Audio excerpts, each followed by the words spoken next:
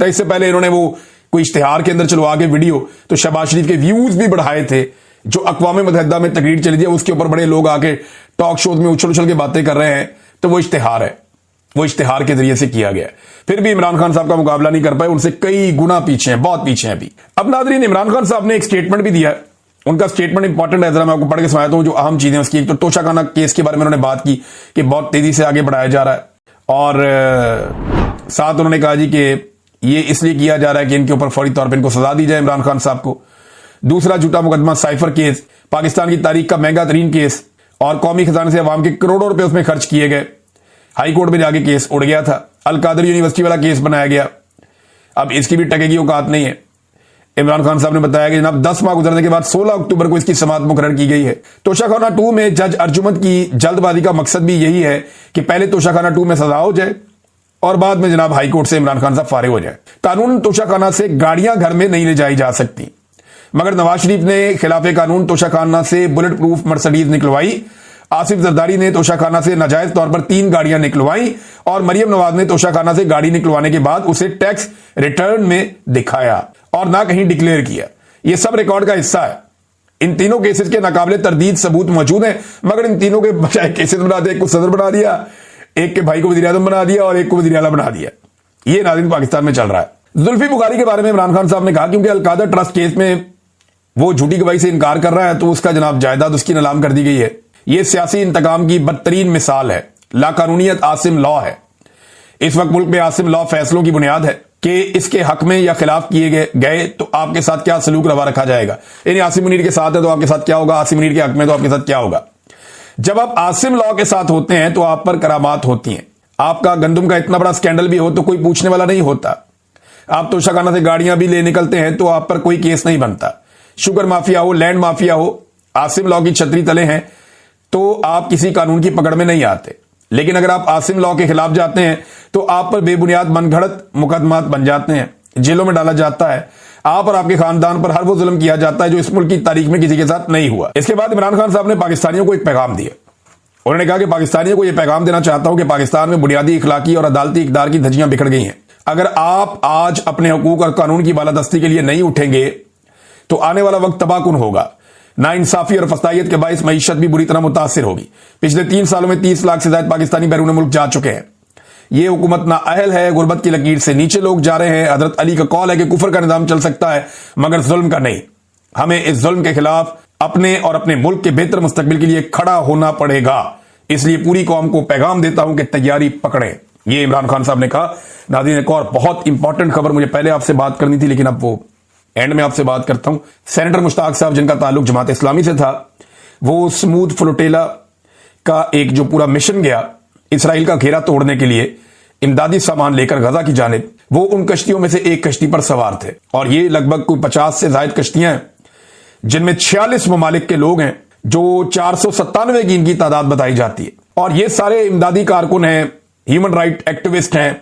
ये सारे जा रहे थे गजा में इमदाद करने के लिए। इनको इसराइल ने वार्न किया। इन्होंने कहा जी हम तो आप गलत काम कर रहे हैं, हम तो उनकी इमदाद करने के लिए आ रहे हैं।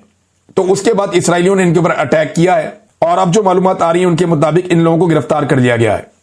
तो सेनेटर मुश्ताक ने कहा था कि वो फलस्तीनियों का केस लड़ेंगे और देखें वो केस लड़ते लड़ते आज वो शख्स इसराइलियों के हाथों गिरफ्तार हो गया, जो अब तक की इतला आई है। कंफर्मेशन बाद में आएगी, राब्ता मुनक़ता हो चुका है। वहां से जो पता चल रहा है कि इसराइल ने सारों को यरगमाल बना लिया है, सबको गिरफ्तार कर लिया है। तो 100 जर्नैलों के मुकाबले में एक सेनेटर मुश्ताक वो तगड़ा निकला, बहादुर निकला और अपनी बात का पक्का निकला। जिन लोगों ने कौम को चूरन बेचे वो एंजॉय कर रहे हैं एसी वाले कमरों में, और जिस आदमी ने नारा लगाया फलस्तीनियों के लिए वो पहुंच गया फलस्तीन गजा में। एक पुलिस वाले ने सेनेटर मुश्ताक से कहा था कि इतनी फिक्र है फलस्तीनियों की तो गजा जाओ। तो वो पुलिस वाला जो है ना वो डूब के मर जाए। अब शीशे में अपनी शक्ल देखे बेशरम आदमी, वो पहुंच गया, देखो नर का बच्चा, वो चला गया गजा और वो गिरफ्तार हो गया। वो पाकिस्तान में भी जब फलस्तीन के लिए आवाज उठाता था गिरफ्तार होता था। आज वो वहां पे गजा के पानियों में फलस्तीन के लिए आवाज उठा रहा है, वहां भी गिरफ्तार हो गया। कोई डिफरेंट सलूक नहीं हुआ। पूरी दुनिया में वेस्टर्न ममालिक में लोग निकलकर जो गजा के लोग हैं उनके हक में एहतजाज कर रहे हैं। जो समूद फ्लोटेला के साथ हुआ इसके खिलाफ एहतजाज कर रहे हैं, जबकि पाकिस्तान में अभी तक कोई एहतजाज रिपोर्ट नहीं हुआ।